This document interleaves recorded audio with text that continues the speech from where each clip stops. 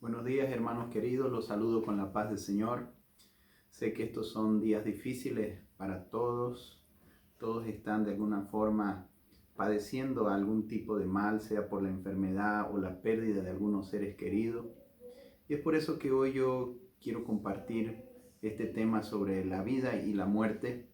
También de alguna forma Dios pueda usar mi vida para traerte consuelo, esperanza. Si quizás alguien que me está escuchando ha perdido algún ser querido, que pues a través de esta palabra pueda ver la vida como Dios quiere que la veas y así puedas también tener esperanza, consuelo. Y antes de poder entrar a lo que es la palabra en sí, me gustaría que oremos para que sea el Espíritu Santo hablando a nuestros corazones. Amén. Vamos a orar. Padre, damos gracias por poder estar aquí reunidos a través de estos medios para poder compartir su preciosa palabra que es viva, que es poderosa, que usted pueda traer consuelo, fe, esperanza a cada corazón, Señor, porque sabemos que usted tiene el control de todas las cosas, todo lo que sucede, Señor. No cae un pelo sin tu voluntad, dice tu palabra, y usted tiene el total y absoluto control, Señor. Le entregamos su palabra, háblanos y ayúdanos a ver la vida con los lentes que hay en tu palabra, con tus lentes, Señor, y entender las cosas a tu manera. Te lo pedimos para gloria suya, en el nombre de Cristo Jesús, en nombre de Jesús. Amén. Amén. Gloria a Dios. ¿Qué es la vida? Vamos a empezar por ahí. ¿Qué es la vida? Quizás las personas cuando se ven delante de la muerte o de situaciones muy difíciles y analizan su vida, entonces nos viene a la reflexión, ¿qué es la vida? ¿No? Una pregunta que muchas personas quizás se hacen y no encuentran respuesta. Pero te voy a dar una respuesta muy sencilla que está ahí en el Evangelio de Juan, capítulo 14, versículo 6. Jesús le dijo, yo soy el camino y la verdad y la vida. Nadie viene al Padre sino por mí. Jesús dice que Él es el camino, la verdad y la vida. Tan sencillo como esto. ¿Qué es la vida? La vida es Jesús. Cuando hablamos de Jesús estamos hablando de alguien, de un ser especial que tiene en su ser la vida. La vida emana de Él. Él no tiene vida, Él es la vida. Diferente a nosotros los seres humanos que tenemos vida, Él es la vida porque de Él emana la vida.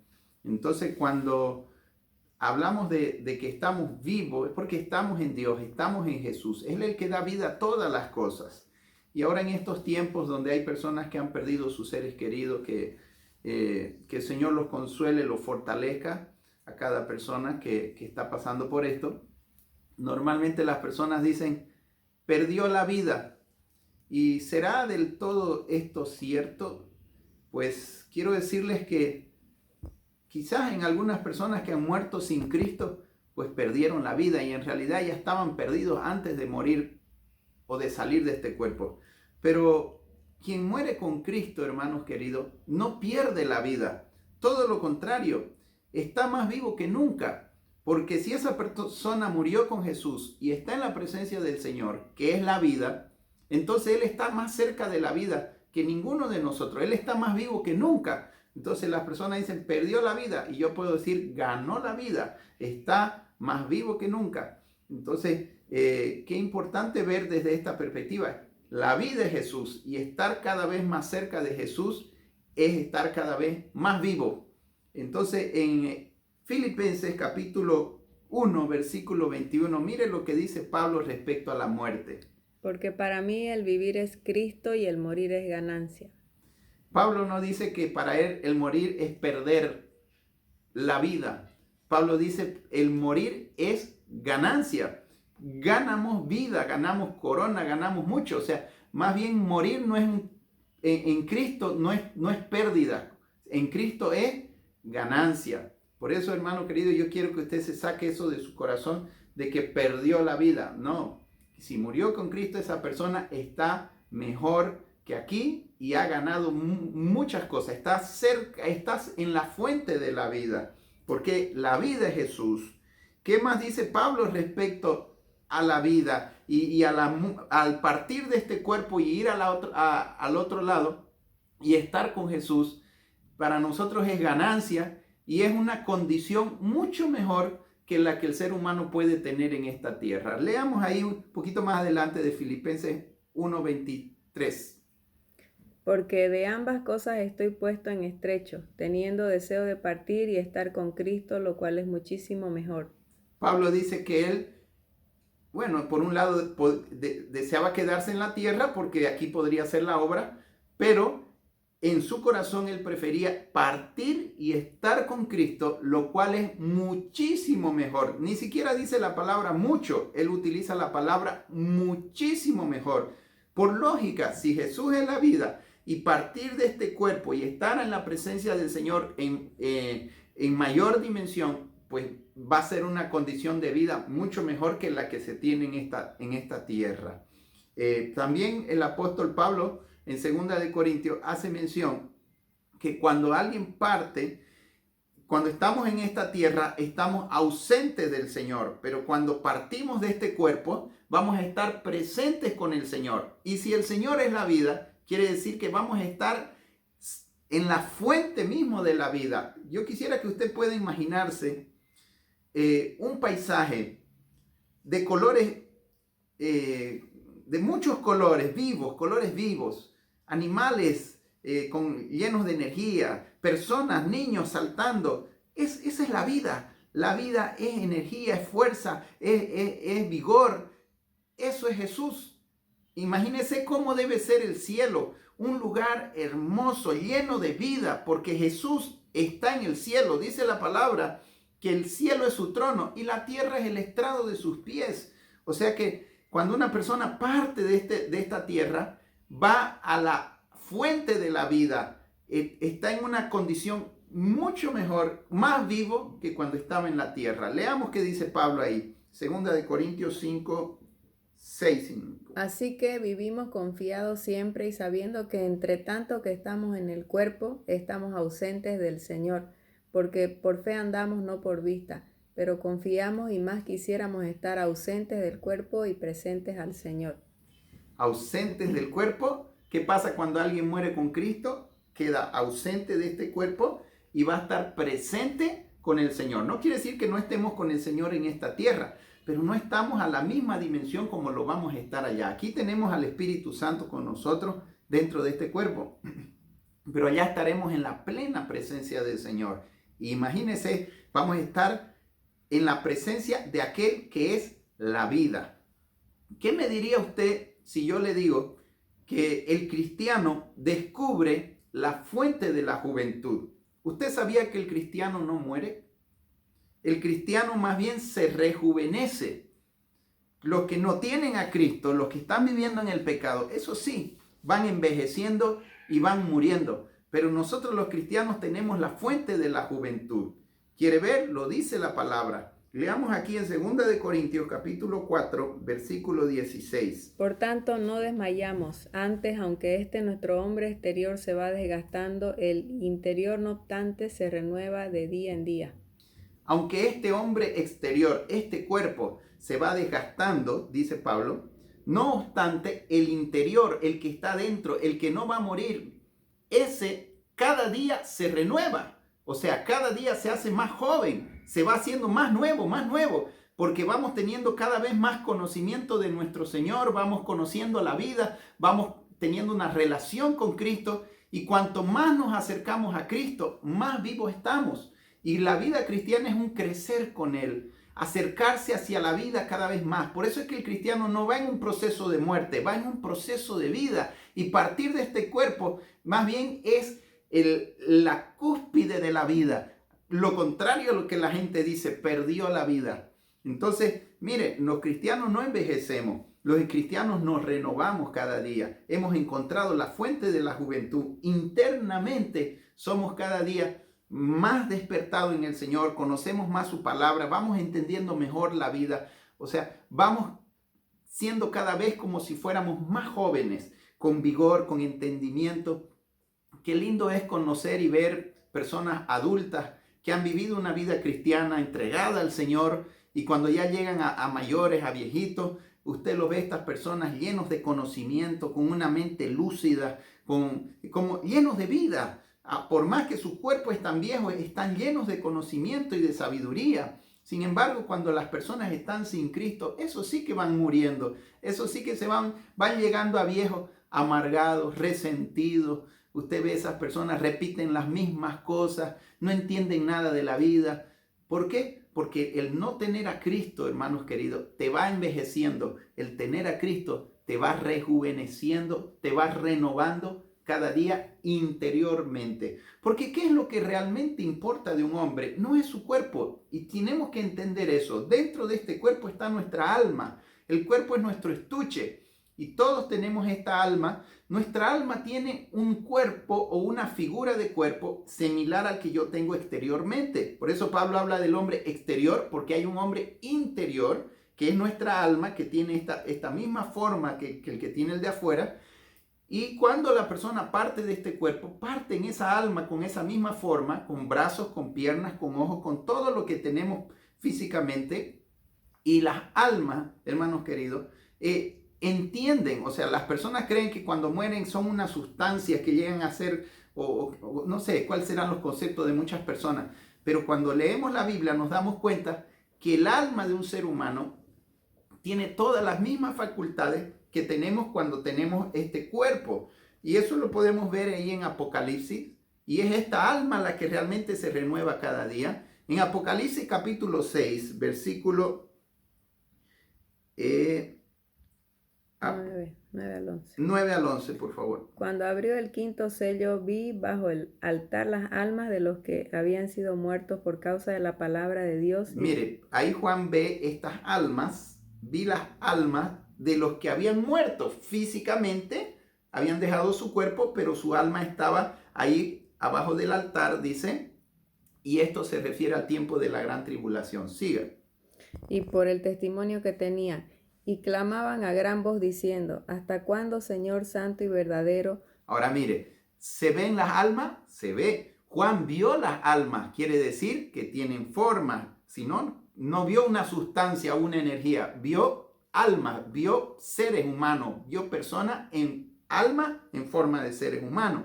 ¿Y qué hacen estas almas? Hablan. ¿Y por qué hablan? Porque tienen boca, porque pueden hablar. Lea ahí de nuevo. ¿Hasta cuándo, Señor santo y verdadero, no juzgas y vengas nuestra sangre en los que moran en la tierra? Y se les dieron vestiduras blancas y se les dijo. Entonces estas almas que vio Juan ahí tienen la facultad de hablar. Juan las puede ver y ellos también se recuerdan las cosas, porque ellos dicen: ¿hasta cuándo no juzgará a nuestra sangre que fue derramada, en este caso por el anticristo? Ellos son conscientes, no es que las personas mueren y van al cielo y se olvidan de todo lo que eran, no. En realidad, lo que yo soy en este momento, si yo muero y simplemente salgo de mi cuerpo, sigo siendo yo, consciente de mí, consciente de las cosas. Pero lógico que nos vamos y ya no vamos a poder ver las cosas que pasan aquí en la tierra. Y allá va a haber un gozo maravilloso que nos va a impedir recordar muchas cosas negativas de acá de la tierra, pero sí vamos a ser conscientes quiénes somos y de todas las cosas. Y ahí más, ¿qué más dice ahí? Fíjese que se les dieron vestiduras blancas. Yo no puedo vestir algo que no tiene forma, que no tiene sustento. Sin embargo, estas almas fueron vestidas. ¿Por qué? Porque tienen forma de cuerpo y al tener ese cuerpo pueden usar vestimentas quizás espirituales. No entendemos en plenitud esto, pero sí vemos que las almas tienen forma de cuerpo, pueden usar vestidos, hablan, piensan, y esa es la realidad de la muerte, ¿no? Entonces, este cuerpo, ¿qué es la muerte física? Es simplemente dejar este cuerpo. Y la Biblia, hermanos queridos, no le da importancia a este sentido de dejar el cuerpo. Cuando la Biblia habla de la muerte, y eso lo vamos a ver más adelantito, lo habla más en un sentido de vivir separado de Dios y no tanto así de separado del cuerpo. Leamos ahora acá, vamos a ver, en Juan capítulo 4, versículo 14, ya hablamos que hemos encontrado la fuente de la juventud, que es Cristo. Jesús es la vida y Jesús es la fuente de la vida. Leamos aquí Juan 4:14, por favor. Mas el que bebiere del agua que yo le daré no tendrá sed jamás, sino que el agua que yo le daré será en él una fuente de agua que salte para vida eterna. Mira qué es lo que hace Jesús. Él produce en nosotros una fuente de vida. Ya desde el momento en que entregamos nuestro corazón a Jesús, somos limpiados por su sangre. Él derrama el Espíritu Santo sobre nosotros. Este es el Espíritu de vida. Y Él produce vida como si fuera un río de vida. Ahora imagínense cómo va a ser el cielo, donde todo allá es la presencia del Espíritu Santo. Van a ser como cataratas de vida. O sea, va a ser la vida en plenitud.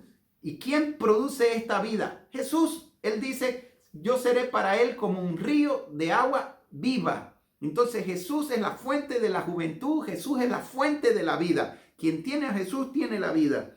Veamos más. ¿Qué más dice sobre la vida la palabra de Dios? Y entender también esto, que Jesús no es religión. Jesús es vida.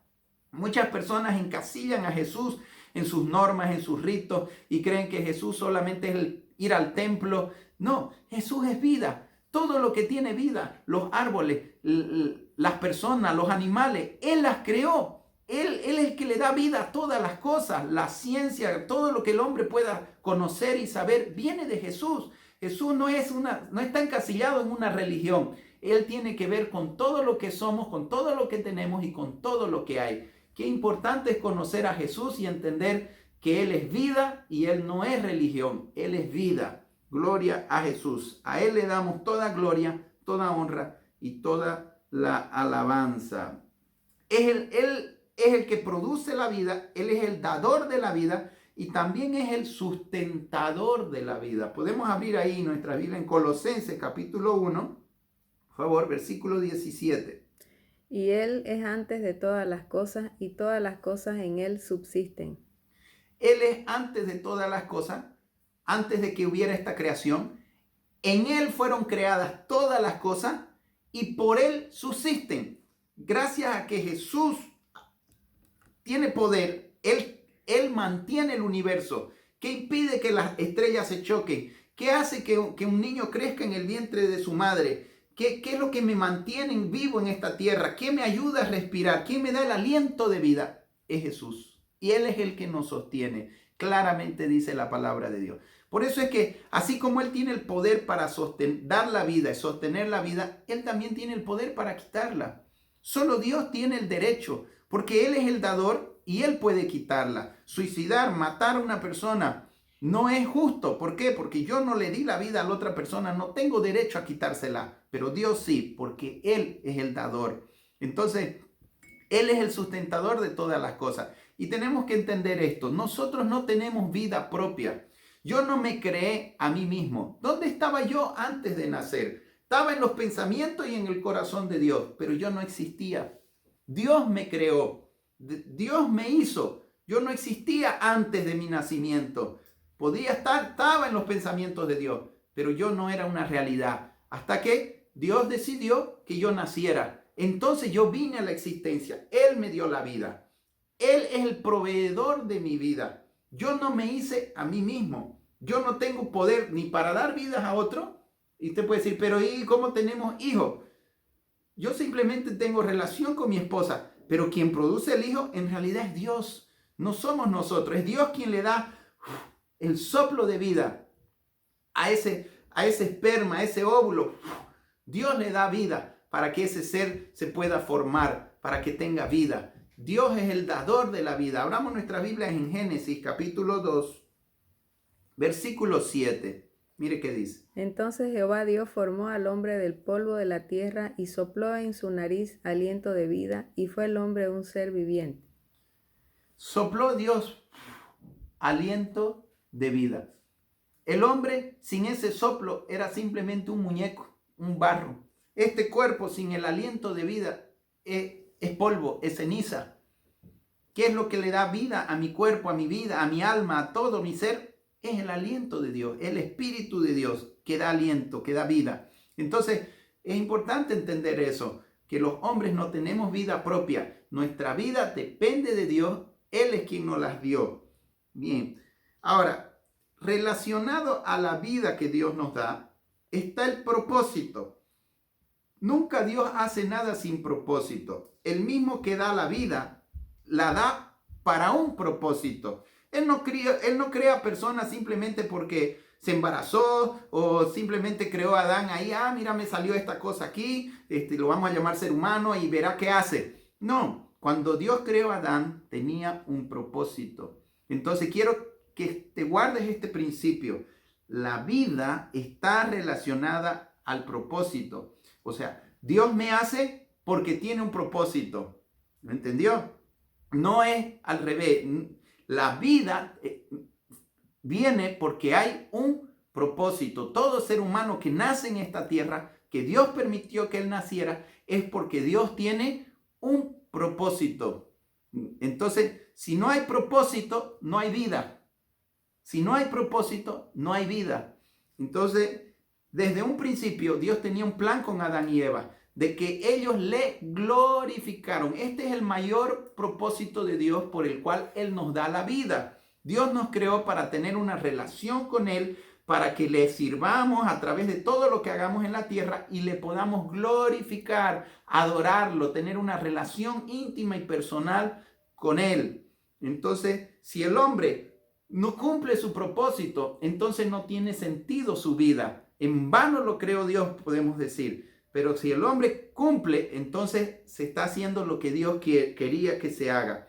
Dios nos creó con un propósito. Veamos ahí en Salmos capítulo 50, versículo 6. Todo lo que respire, alabe a Jehová. Aleluya.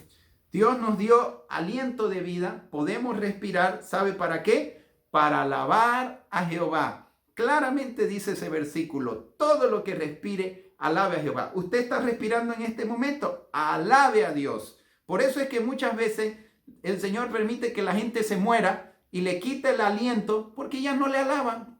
Los pajaritos lo alaban, los árboles le alaban, la creación alaba a Jehová. Y nosotros, ¿cuánto más nosotros no le vamos a alabar? Porque para eso nos dio el aliento de vida, para alabarle, adorarle y glorificarle, para amarle. Dios tiene un propósito maravilloso con cada ser humano. ¿Y cómo le alabamos? A través del canto, a través de las cosas que hacemos. Cuando yo hago algo con el propósito de entonces hago lo mejor. Y cuando alguien me pregunta, qué bonito, ¿para qué hiciste esto? Para que Dios sea glorificado. Qué bonito, gloria a Dios. Me gusta lo que estás haciendo, gloria a Dios. Dios que me está capacitando y lo glorifico en todo lo que hago. Lo hago para que Él sea glorificado.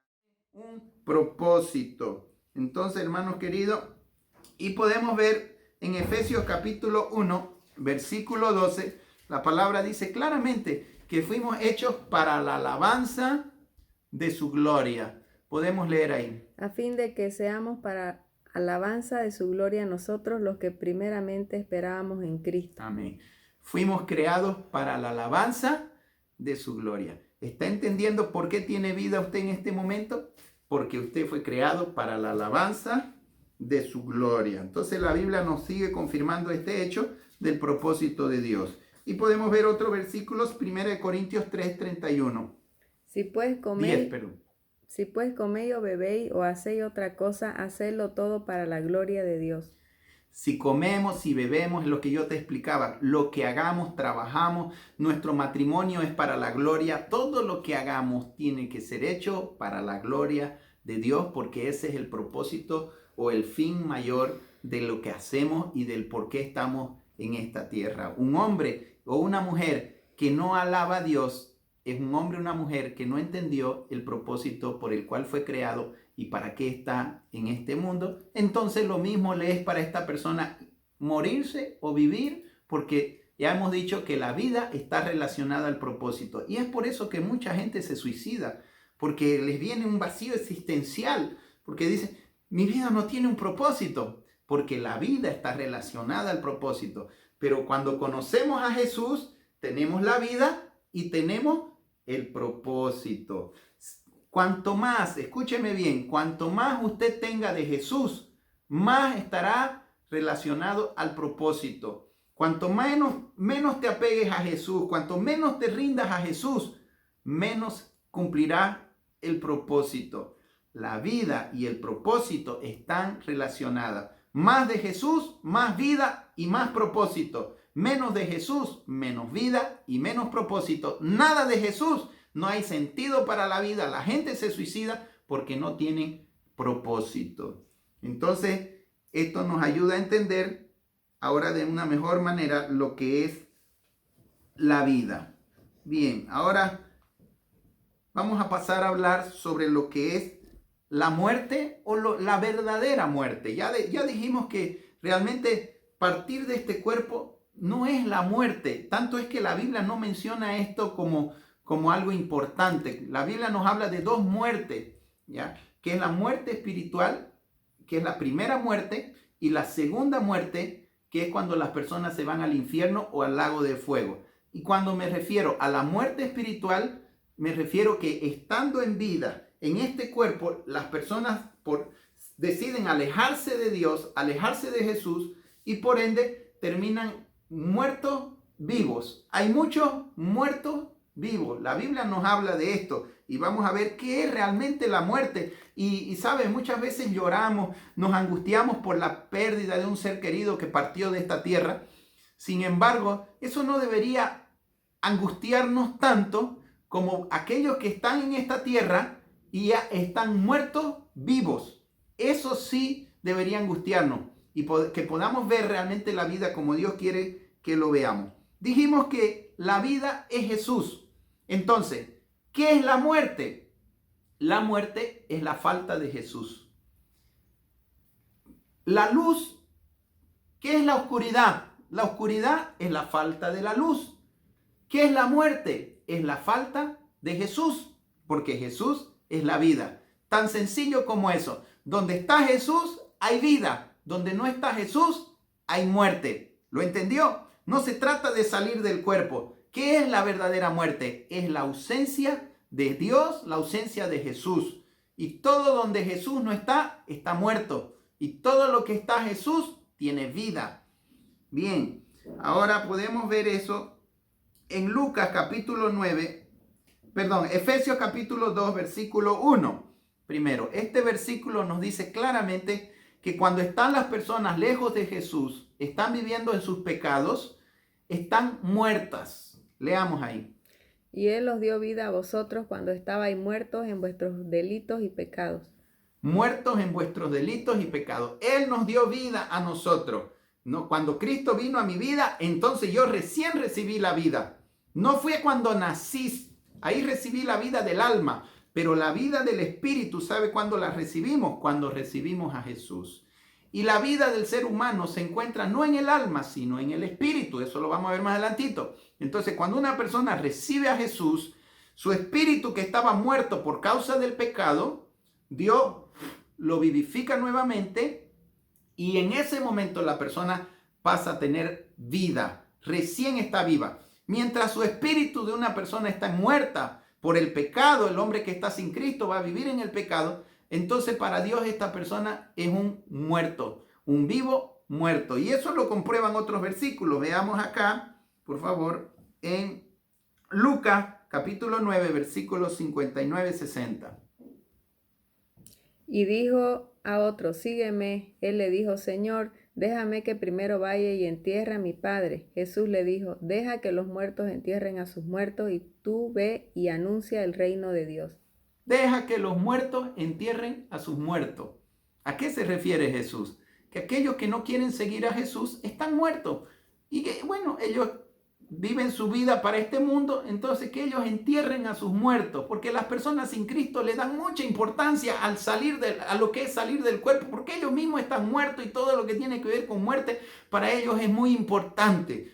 En cambio, el cristiano, hermano, él está vivo y el salir del cuerpo es ganancia. Por eso el cristiano no hace novenas, el cristiano no se importa ya tanto por cuando una persona parte de este mundo. Hay una cierta tristeza de dejar a alguien que amamos, pero sabemos que esa persona, si está con Cristo, pues estamos felices de saber que Él está mejor, a mismo que nosotros aquí, mejor que cuando Él estaba en esta tierra. Entonces vemos la muerte desde otra perspectiva, porque ya nosotros tenemos vida y vida eterna en Cristo Jesús.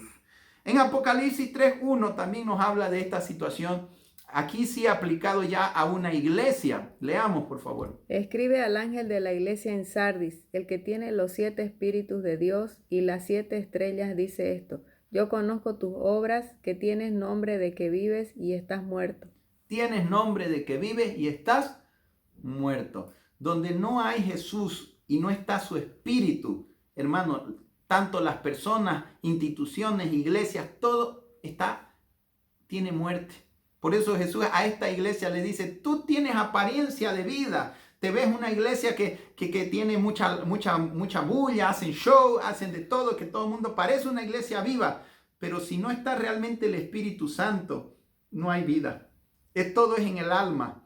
Hermano, no hay vida en el alma. La vida está en el Espíritu. Por eso es que ser lleno del Espíritu es ser lleno de la vida de Dios. Una iglesia verdaderamente avivada no es la que hace muchas actividades ni muchos shows. Una iglesia avivada es la que tiene al Espíritu Santo, que está llena donde la gente es tocada por el Espíritu. La unción está moviéndose en este lugar. Hay santidad. Está la presencia de Jesús en ese lugar. Entonces esa es una iglesia viva de verdad. Amén. No confundamos lo que es emociones, lo que es alma, de lo que es realmente vida en el Espíritu. Podemos ver aquí en Juan capítulo 6, versículo 63. Este versículo nos dice claramente dónde está la vida en el ser humano. Leamos. El Espíritu es el que da vida. La carne para nada aprovecha. Las palabras que yo os he hablado son espíritu y son vida. Amén. El Espíritu es el que da vida. La carne para nada aprovecha. Ve que Jesús no le da tanta importancia a este cuerpo, al morir de este cuerpo, porque lo que realmente tiene vida es el Espíritu. Y es como yo te decía hace rato, las personas sin Cristo tienen su espíritu muerto. ¿Qué es lo que nos hace relacionarnos con Dios? Es a través de nuestro espíritu. Pero cuando un ser humano peca y está viviendo en el pecado, su espíritu muere. Y es por eso que las personas que no conocen a Cristo o se han apartado de Cristo no pueden orar. Es como que hubiera una traba, algo que les impide orar, porque en realidad el problema está en su espíritu. Su espíritu está muerto, su espíritu está quizás en muchos casos reducido, oprimido por causa del pecado. Entonces, cuando la persona se acerca a Jesús, y si un pecador viene a Jesús, ¿qué hace Jesús con el espíritu de ese hombre? Así como Adán y Eva, pero ahora ya en un adulto, Él sopla vida en el espíritu. Y es por eso que a partir de ahí esa persona ya puede hablar con Dios, se refiere a Dios como su Padre, porque su Padre ahora le ha dado una nueva vida. A eso se refiere Jesús cuando dice el nacer de nuevo. No es nacer de la carne, es nacer del espíritu. No es la vida de la carne, del alma, es la vida del espíritu la que realmente importa. Y esta vida es eterna. Entonces ahí leamos por favor en Juan capítulo 3, versículo 6. Cuando Jesús habla con Nicodemo sobre este tema del nacer de nuevo, Nicodemo le dice, ¿cómo puedo nacer de nuevo siendo viejo? Y Jesús le dice, lo que es nacido de la carne, carne es. Leamos ahí. Lo que es nacido de la carne, carne es. Y lo que es nacido del espíritu, espíritu es. Amén. Las personas nacen de la carne. Dios le da vida a ese cuerpo, le da vida a esos seres humanos. Esos niños tienen un espíritu. Por eso los niños se acercan a Dios. Pero en la medida que crecen y pecan, y si no se entregan a Cristo, sus espíritus mueren. Y ya solamente queda el alma y el cuerpo, pero el espíritu de ellos está muerto. Pero cuando vienen a Jesús y se arrepienten de sus pecados, entonces nacen de nuevo. ¿Por qué? Porque su espíritu es nuevamente vivificado y esa persona ahora tiene vida en el espíritu. Y claramente leímos que dice Jesús que la vida está en el espíritu. La fuente de la vida del ser humano fluye a través de su espíritu. Gloria a Jesús que nos ha dado vida en el espíritu. Gloria a Jesús. Bien, ahora vamos a ver aquí en Apocalipsis capítulo 20, versículo 14. Ya hemos visto hasta este punto la primera muerte. La Biblia nos habla de dos muertes. La primera muerte es la muerte del espíritu, que es todo lo que acabamos de hablar. ¿Ya? Y la segunda muerte no es salir del cuerpo, porque la Biblia no menciona una tercera muerte. No, la Biblia podría decir, hay tres muertes. La muerte en el espíritu, la muerte del cuerpo y la muerte del alma eternamente. No, la Biblia obvia esta segunda. ¿Por qué? Porque para Dios esa no es importante. Veamos ahora entonces, ¿qué es la segunda muerte? Leamos ahí. Y la muerte y el Hades fueron lanzados al lago de fuego. Esta es la muerte segunda. La muerte y el Hades, los que estaban en el infierno, ¿no? Fueron lanzados al lago de fuego. Esta es la muerte segunda. ¿Cuál es la primera? Es la muerte del espíritu. ¿Cuál es la segunda? Es la muerte del alma. Ya dijimos que cuando una persona parte, sale de su alma. Ahora, quiero aclarar esto. No está bien dicho este término de la muerte del alma. Por eso en la Biblia en ninguna parte menciona la muerte del alma, porque el alma nunca muere. En realidad, cuando habla de esto, la Biblia dice perder su alma. Perder su alma, o sea, ya no poder tener control de esa, ir a un infierno eterno de sufrimiento donde no hay más libertad y vivir totalmente alejado de Dios. En la primera muerte, las personas tienen la posibilidad de arrepentirse y volver a la vida en Cristo Jesús, mientras están en vida en esta tierra. Pero si esta persona muere, sale de su cuerpo, sin Cristo, con la primera muerte, entonces esta persona va a la segunda muerte, que es la muerte eterna, separado de Dios. Dijimos que la muerte es la ausencia de Jesús. En la primera muerte, todavía la persona vive en esta tierra donde hay árboles, hay vida, hay agua, hay cosas de Dios en esta tierra. Aunque la persona está muerta, no está muerta del todo en un sentido de alma, todavía hay esperanza para esta persona. Pero cuando si la persona no recibe a Cristo y parte sin Cristo, entonces ahora sí esta persona se va a ir a un lugar donde ya no hay nada de Jesús. Jesús es la vida. Él tenía algo de vida, tenía vida en el alma, tenía vida en el cuerpo, porque Jesús estaba todavía aquí obrando con él en su misericordia. Pero rechazó a Jesús, le dio la espalda a Jesús. Entonces se va a ir a un lugar donde no hay nada de Jesús, totalmente opuesto. Jesús es alegría, el infierno es tristeza. Jesús es paz, el infierno es tribulación. En realidad el infierno es lo opuesto a Jesús, que es la vida. Y por eso que las personas que rechazan a Jesús en esta vida se van a ir a este lugar que es totalmente opuesto. Rechazaron la vida. Entonces, ¿qué es en sí la muerte? Si lo entendemos desde esta perspectiva, la verdadera muerte es rechazar a Jesús. Aquí yo puse unas cuantas palabras para describir la muerte. La muerte no es el coronavirus se lo llevó, un accidente, un cáncer. No, hermano. Toda la gente tiene tanto miedo a lo que puede afectar su cuerpo y no son conscientes que eso no es tan importante como su alma. Su alma es eterna. Entonces, ¿qué es realmente la muerte? Mira, yo puse así. La verdadera muerte es estar separado de Jesús. Es independizarse de Jesús, es alejarse de Jesús, porque hay personas que le han conocido, pero se han vuelto para atrás. Es rechazar a Jesús cuando Jesús los está llamando. Es rebelarse a Jesús cuando se apartan de sus caminos, se apartan de Él. No querer nada con Jesús, eso es muerte. Dar la espalda a Jesús, eso es muerte. Olvidar a Jesús, eso es muerte. Evadir a Jesús, eso es muerte. Desentenderse de Jesús, eso es muerte. Y omitir a Jesús, como los ateos que quieren hacerse como si Dios no existiera, eso también es muerte. Entonces, ¿qué es la verdadera muerte? Son todas estas cosas. No es coronavirus o cáncer o todas esas cosas. Muerte es rechazar la vida, rechazar a Jesús. Entonces, hermano querido, podemos ver en nuestra Biblia, en 1 de Juan, capítulo 5, versículo 12. Ahí dice claramente qué es la muerte. 1 de Juan, capítulo 5, versículo 12. El que tiene al Hijo tiene la vida. El que no tiene al Hijo de Dios no tiene la vida.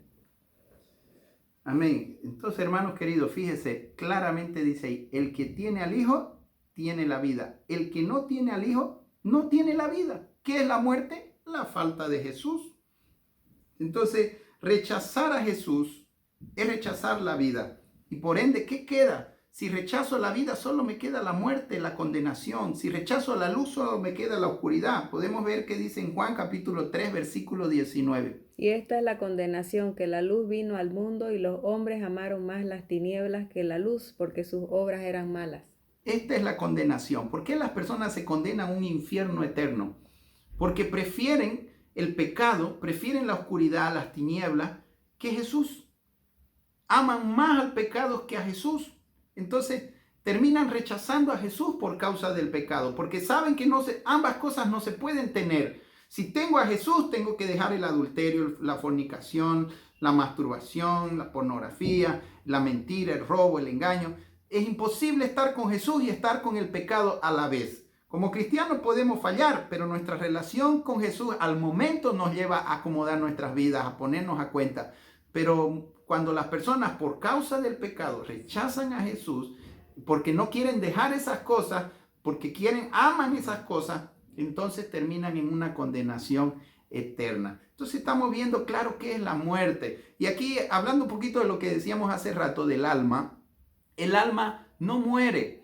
El alma es eterna. Por eso es que la gente se va a un infierno eterno. En realidad, todo lo que Dios hace, Dios lo hace con eternidad. Dios puso eternidad en el corazón del hombre. Entonces podríamos decir, ¿y por qué cuando las personas mueren en pecado, mejor no sería que desaparezca su alma y no se vayan a condenar a un infierno eterno? Y esa es la teoría de los testigos de Jehová. Por eso es que los testigos de Jehová creen que no existe el alma. Pero ya vimos claramente en los versículos anteriores que el alma habla, mira, se viste. Entonces es falso lo que dicen los testigos de Jehová, y también ellos no creen en el infierno. Y sin embargo la Biblia dice claramente que esta es la muerte segunda, es ser lanzado al lago de fuego, y el que no se halló inscrito en el libro de la vida fue lanzado al lago de fuego. Esa es la muerte eterna, esa es la muerte segunda, el alma perdida. Entonces, mientras el hombre está vivo, tiene su espíritu muerto, y cuando muere sin Cristo, entonces tiene su alma perdida, no muerta, perdida, porque él sigue con su alma, pero ya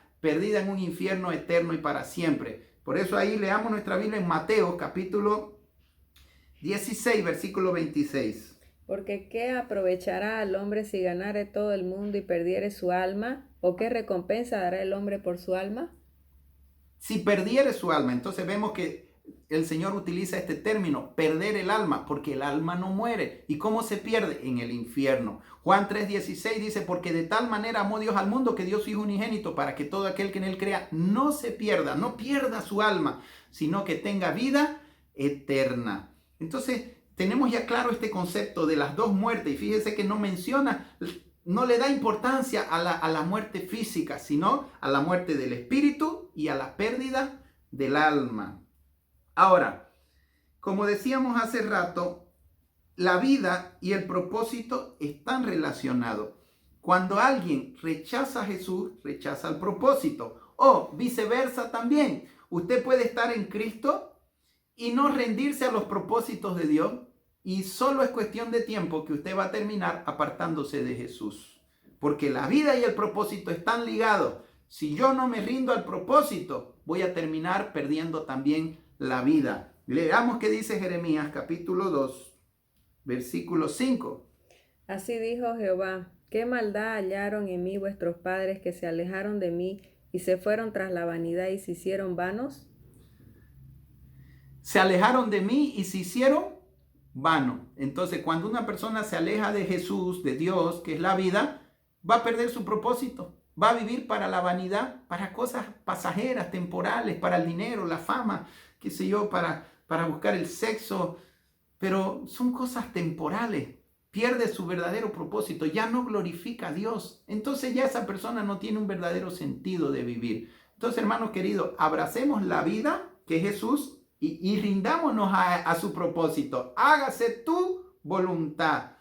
Hagamos el propósito de Dios, porque para eso nos dio la vida. Señor, ¿qué quieres con mi vida? ¿Cómo quieres que te glorifique? Predicando tu palabra, entrando a un ministerio, ayudando al necesitado, alabándole en un ministerio de alabanza.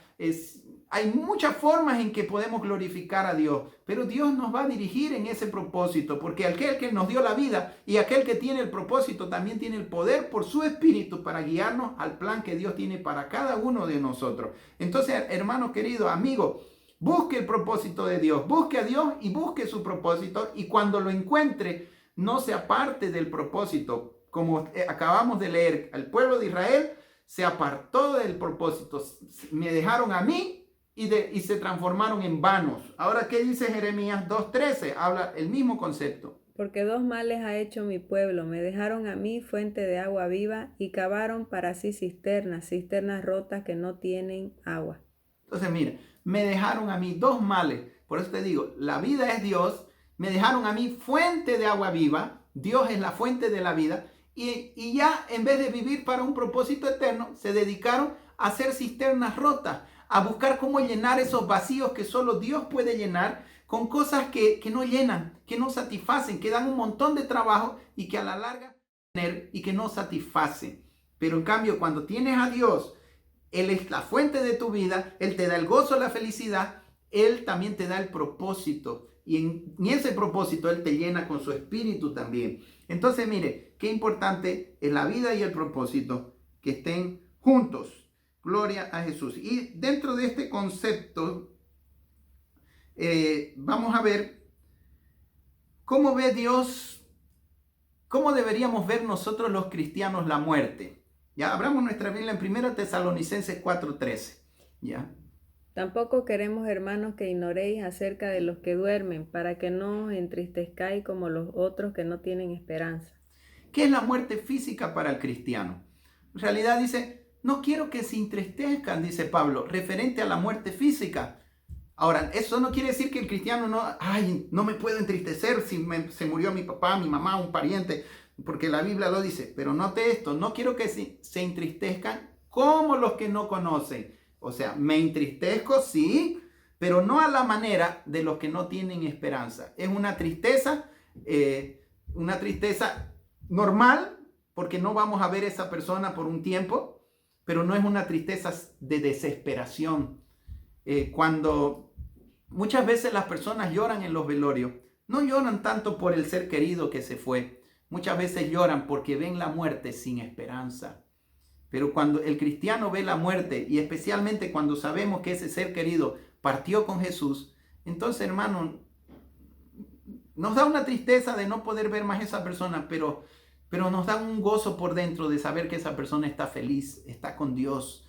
Y entonces el cristiano debe ver la muerte de esta manera, sin entristecerse, sin esperanza, sino con una tristeza, pero también con una paz y un gozo que solo Dios puede dar. Y yo le digo eso por experiencia de haber perdido seres queridos y tener una paz sobrenatural que Dios te da y de ver las cosas diferentes, de saber que esa persona recibió al Señor y ya está con el Señor. Y aquí quiero, para aquellas personas que dudan y dicen, ¿y será que se fue con Cristo la persona? Bueno, la salvación, hermano, no es tan complicada porque es la gracia de Jesús. Él lo hizo todo en la cruz por nosotros. Basta con que esa persona, aunque sea un minuto antes de morir, se arrepienta y mencione el nombre de Jesús, clame al nombre de Jesús y esa persona es salva. ¿No? Esa es la gracia del Señor. A veces el diablo trabaja a una persona durante toda su vida y sin embargo en el último minuto de su vida Dios la hace salva. Qué lógico, estas personas se salvan por pura misericordia y no van a tener galardones allá. Pero es muy distinto vivir una vida para Dios, es muy diferente. Entonces, ¿cómo sabemos que una persona puede ser salva en el momento antes de morir? Leamos Lucas capítulo 23, versículo 42. Y dijo a Jesús, acuérdate de mí cuando vengas en tu reino. Entonces Jesús le dijo, de cierto te digo que hoy estarás conmigo en el paraíso. De cierto te digo que hoy estarás conmigo en el paraíso. El hombre de la cruz, un gran ejemplo.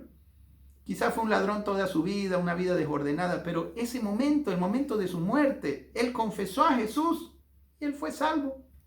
Entonces la persona puede ser salva hasta el último minuto. Y hay situaciones también, hermanos, de personas que mueren y entre ese lapso entre la vida y la muerte también se arrepienten, que a veces nosotros podemos no haber sabido de eso, que la persona se ha arrepentido con Dios en ese proceso entre la muerte y la vida. Entonces también Romanos capítulo 10, versículo 9, nos dice claramente cómo es que una persona se salva. Lea ahí. Que si confesares con tu boca que Jesús es el Señor y creyeres en tu corazón que Dios le levantó de los muertos, serás salvo. Si confesares con tu boca que Jesús es el Señor, serás salvo. Creyeres que Él murió y resucitó por tus pecados. Entonces, mire, la persona se arrepiente, confiesa a Cristo como su Salvador ese momento antes de morir y él ya fue salvo. Entonces, si un ser querido de usted recibió a Jesús antes de morir, quédese tranquilo, quédese en paz, Él ya está en la gloria. Ay, ¿qué será? Que no dude, porque usted estará dudando de la palabra. Por eso es que la Biblia nos exhorta a no actuar delante de la muerte como los mundanos. A veces me da hasta pena ver cristianos que patalean y se desmayan. Y yo digo, ¿realmente este cristiano conoce la salvación? ¿Entiende que esa persona murió salva? ¿No? Como ya te expliqué, es normal la tristeza, pero no ese desespero, esa angustia. Es porque entonces tú mismo quizás no estás entendiendo la realidad de la vida. Todos estamos de paso. El morir es ganancia para el cristiano. Entonces, pues, veámoslo desde esa perspectiva, como Dios quiere que lo veas. Ahora, ¿cómo evitar la muerte física? Pastor, para no morirnos ahora hay que tomar limón, hay que hacer gárgaras, hay que ponerse barbijo, ¿no? Cuidarse de tal cosa, tal cosa. Bueno, quiero decirte algo, todas esas cosas están bien, hazla. Pero Dios no conoce casualidades, ¿sabía usted eso? Un cristiano, mientras tenga un propósito en la tierra, él no muere. Puede venir lo que sea, él no va a morir. Y es por eso que muchas personas ahora dicen, ¿y por qué este muere, el otro no muere? ¿Qué pasa? Porque se decía que solo los viejitos iban a morir, pero vemos jóvenes muriendo, viejitos también y de todo. Entonces, Dios tiene el control de todo lo que está pasando, hermanos queridos, ¿no? Ahora, cuando las personas no conocen a Cristo, Dios las deja a su suerte. Y eso sí, el coronavirus los mata, cualquier cosa los mata. Pero a un cristiano que conoce a Dios y que está cumpliendo su propósito, solamente lo puede llevar Dios cuando Él haya cumplido su propósito. Y eso lo vemos en la Biblia. Entonces, la mejor forma de evitar la muerte es rendirte al propósito de Dios. Y aunque no lo hacemos por eso, lo hacemos por amor, pero mientras Dios tenga un plan para mi vida en esta tierra, yo soy inmortal, nada me puede tocar, porque todavía Dios tiene algo que hacer conmigo. Cuando Él haya cumplido su propósito conmigo, entonces Él me llevará. Y hay algo precioso en la Biblia, que todas las personas que amaron a Dios, que tuvieron una relación personal con Él, a todos Dios les dijo el momento de su muerte física. Entonces, es lindo tener esa relación con Dios. Al cristiano verdadero, al que tiene esa intimidad con Dios, la muerte no lo va a sorprender. De alguna forma Dios le va a avisar antes de su muerte. Aunque puede caer en una enfermedad que Dios permite, Dios le va a decir, bueno, esta vez yo te voy a llevar. Él va a sentir cuando sea el tiempo en que Dios ya se lo va a llevar, porque habrá cumplido su propósito. Leamos eso y vamos a ver ejemplos. Hay varios ejemplos para confirmar esto. El primer ejemplo, el ejemplo de Jesús. Juan capítulo 7, versículo 30. Entonces procuraban prenderle, pero ninguno le echó mano porque aún no había llegado su hora. Aún no había llegado su hora.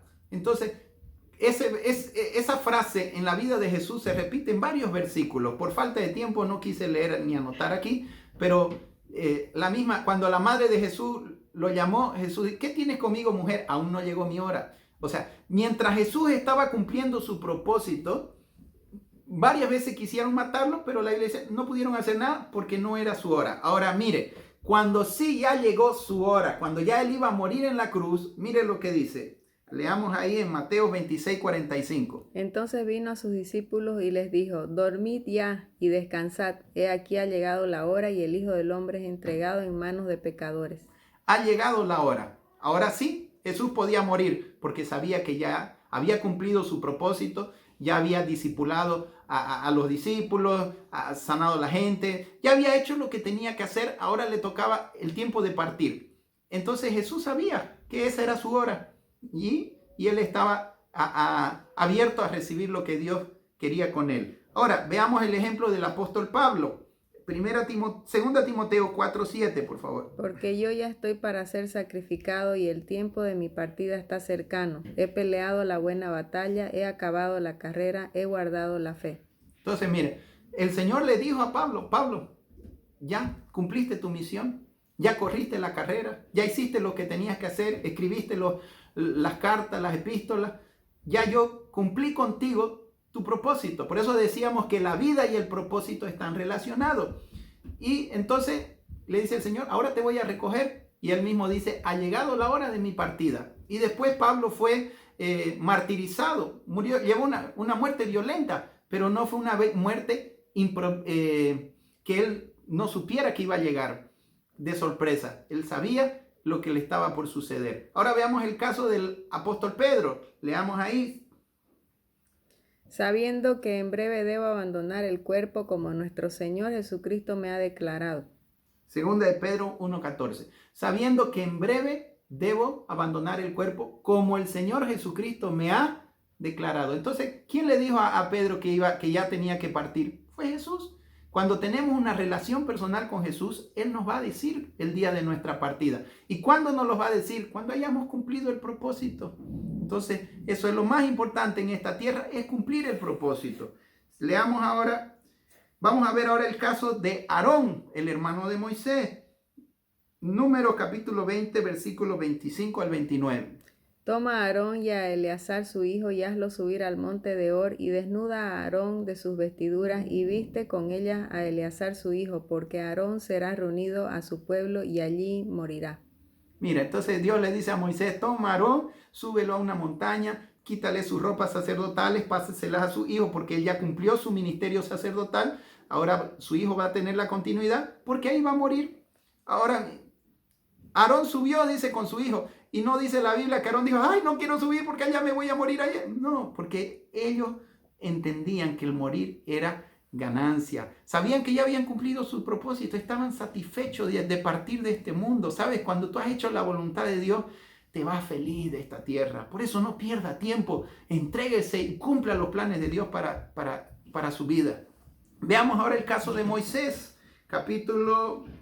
Deuteronomio capítulo 31, versículo 14. Y Jehová dijo a Moisés, he aquí se ha acercado el día de tu muerte, llama a Josué y esperad en el tabernáculo de reunión para que yo le dé el cargo.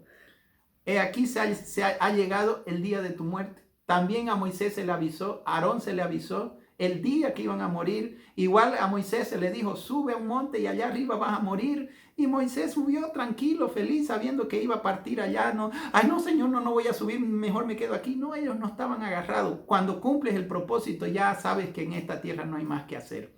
Entonces Moisés subió feliz, tranquilo, traspasó el mando para Josué, porque él había cumplido su propósito. Ahora otro continuaría lo que él estaba haciendo. Bien, ahora veamos otro ejemplo que Ezequías en Segunda Crónicas capítulo 20 versículo 1. En aquellos días Ezequías cayó enfermo de muerte y vino a él el profeta Isaías, hijo de Amós, y le dijo, Jehová dice así, ordena tu casa porque morirás y no vivirás. Entonces, este era un siervo de Dios, era un rey que amaba, que servía a Dios, y Dios le avisa por el profeta, ordena tu casa porque morirás. Pero aquí vamos a aprender una lección. En el caso de Ezequías, él no aceptó que Dios ya se lo iba a llevar en la tierra. Y él pidió y oró, Señor, no me lleves, dame más tiempo, yo te he servido. Y Dios le concedió 15 años más. Pero durante esos 15 años nació su hijo. Y el hijo de este varón fue un hombre perverso, que fue la causa de la destrucción de la nación de Israel. ¿Qué aprendemos aquí, hermanos queridos? Que cuando Dios nos quiere llevar, es lo mejor. Que tratar de doblegar la voluntad de Dios no va a ser perfecto. La voluntad de Dios es perfecta. La condicional nunca va a ser buena. Si este varón hubiera aceptado el llamado ya de Dios para partir, Israel se hubiera salvado o se hubieran evitado tanto sufrimiento. Entonces Dios tiene un propósito y es mejor rendirnos a ese propósito aunque no lo entendamos. Quizás él murió después de 15 años, tuvo su hijo y nunca se enteró de los males que hizo su hijo. Pero nosotros sabemos entonces por qué Dios quería llevárselo bien. Ahora entendemos, hermanos, que mientras vivamos en la tierra cumpliendo los planes de Dios, la muerte no nos puede llevar. Gloria a Jesús. En Lucas capítulo 13, versículos 7 al 9, también vamos a ver situaciones de por qué la gente cristiana se muere. Muchas veces y se muere sin haber cumplido el propósito. Leamos ahí. Y dijo al viñador, he aquí hace 3 años que vengo a buscar fruto en esta higuera y no lo hallo. Córtala, ¿para qué inutiliza también la tierra? Él entonces respondiendo le dijo, Señor, déjala todavía este año hasta que yo cabe alrededor de ella y la abone. Y si diere fruto, bien, y si no, la cortarás después. Si no diere fruto, la cortarás. Entonces muchos acortan su vida porque han dejado de servir a Dios, porque no están dando fruto, están calentando asientos en las iglesias y solo están inutilizando la tierra, como dice ahí. Y les da todavía un tiempo para que se arrepienta. La abonaré, intentaré, la llamaré al arrepentimiento, que se rinda a mi propósito. Pero si no se rinde, ya no hay para qué esté en esta tierra, afuera. Por eso es que ya te dije, la vida y el propósito están relacionados. Y ahí lo vemos entonces claramente por qué algunos se van anticipadamente, porque no están cumpliendo ese propósito. Y esto también quiero otro aspecto referente a esto. Hay personas que porque no están dando fruto, el Señor se los lleva porque han desviado su propósito. Ya no están sirviendo, sin utilizar. Pero ¿por qué se lleva también a otros? Porque no se van a arrepentir futuramente. ¿Qué me refiero a esto? Y yo lo he visto esto por experiencia. Personas que se han entregado al Señor, servían a Dios, cayeron en pecado, pero no se arrepintieron muy superficialmente. Y no están pudiendo dejar cierto pecado. Esa debilidad por ese pecado es muy grande. Entonces el Señor prefiere llevárselo antes que se pierda. Y eso ya he visto muchas personas morir de esa manera. Que el Señor se los llevó antes que se echen a perder. Porque ya estaban andando torcidos, ya estaban pecando, no estaban logrando dejando alguna debilidad. Tuvimos un caso de un hermano, un negrito, un morenito en la iglesia. Él se rehabilitó, muy entregado al Señor, todo. Y después de tiempo apareció una ex mujer que él tenía, se puso a vivir en concubinato y le decía que deje y no dejaba y volvía y así. Y eso se volvió una debilidad muy grande para él, que no lograba dejar a esa mujer. Entonces de un día para otro enfermó y fue al hospital. Y me acuerdo yo, Dios ya lo había sanado de muchas cosas a él. Y ese día él estaba mal, yo fui a orar por él. Y él me dice estas palabras: pastor, el Señor me está llamando. No se puede contra esa voz. Así me dijo. El Señor me está llamando en este momento. No se puede hacer nada contra esa voz. Ya me tengo que ir. No, reprenda eso. Eso es del diablo. Yo le decía en mi ignorancia. Y bueno, oré por él, me fui y al tiempito falleció. Y el Señor se lo llevó. ¿Por qué? Porque él no estaba pudiendo vencer una debilidad y antes que se pierda, el Señor se lo llevó. Entonces, gloria a Jesús, porque Él es la vida. Y ya para ir terminando, Isaías 57, 1-2. ¿Cómo ve Dios la muerte? Ya vimos cómo la vemos nosotros, cómo evitar morir físicamente, qué es la muerte primera, la muerte segunda. Ahora queremos, ya para ir terminando, ¿cómo ve Dios la muerte de un cristiano? Leamos ahí. Perece el justo y no hay quien piense en ello, y los piadosos mueren y no hay quien entienda que de delante de la aflicción es quitado el justo. Entrará en la paz, descansará en sus lechos todos los que andan delante de Dios. Entrará en la paz, descansará. Así es como Dios habla de la muerte, algo que es para bien, para aquel que muere en Cristo. No dice que va a ser un castigo. Bien, ahora leamos ya este último versículo, Salmo 116, 15. Estimada es a los ojos de Jehová la muerte de sus santos. Estimada es, o sea, mientras usted está llorando, Dios está contento porque se llevó a un santo. Estimada es a los ojos de Jehová la muerte de sus santos. Entonces, hermanos queridos, si usted ha perdido algún ser querido, usted está viviendo fuera de los propósitos de Dios, usted está sin Cristo, vuélvase al Señor. Él es la vida. Si perdió a un ser querido y esa persona recibió a Cristo, tenga esta palabra como consuelo. Que Dios te consuele, te fortalezca. Y si usted no está seguro que si muere hoy, parte con Cristo, entonces pida perdón por sus pecados y entréguele su corazón a Jesús, que es la vida. No es un castigo entregarse a Jesús, es entregarse a la vida. Más bien terrible es estar sin Jesús. Entonces te animo a entregarte a Él hoy y vamos a hacer una oración entregando tu corazón a Jesús y que usted pueda repetir conmigo esta oración ahí donde usted está y Jesús va a entrar en tu corazón y va a llenar tu vida, tu corazón de vida. Como Él dijo, yo he venido a dar vida y vida en abundancia. Entonces repita conmigo esta oración. Señor Jesús, yo me arrepiento de todos mis pecados. Perdóname, límpiame con tu sangre. Yo creo que moriste y resucitaste para darme vida eterna. Te recibo hoy como mi Señor y mi Salvador, en el nombre de Jesús. Amén y amén. Gloria a Dios. Y quiero hacer una oración más por aquellos que se han apartado de la vida, que están viviendo fuera de los propósitos de Dios, para que te vuelvas y te rindas al propósito. Mientras estés fuera del propósito, tu vida corre riesgo, tu vida está en peligro. Oremos para que tú vuelvas al Señor. Repite conmigo: Señor Jesús, yo me arrepiento de haberme apartado de tus propósitos. Quiero volver a hacer tu voluntad, lo que me enseña tu palabra. Perdóname y ayúdame a caminar contigo. Te agradezco por tu amor y por tu misericordia y me rindo a ti en el nombre de Jesús. Amén y amén.